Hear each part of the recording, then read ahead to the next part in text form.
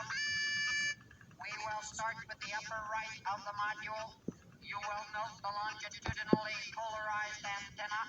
This component is virtually indestructible and is guaranteed for the life of the unit.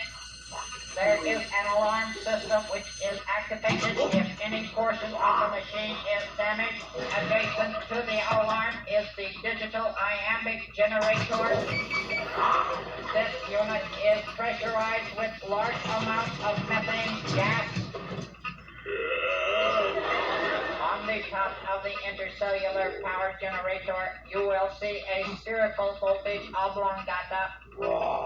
It should be noted that this unit alone is worth over $17,000. By way of contrast, the Doppler sublimated magneto located on the front of the generator can be purchased in any hardware store for about 37 cents. The intercellular power structure and generator itself is filled with a series of 9-ohm coils and attenuated bipolyminously. In this same circuit, there is an intaglio of numismatic switch subwave which activates the hydromatic format at the rate of 5 decibel icons per micro to stimulate the electromagnetic console.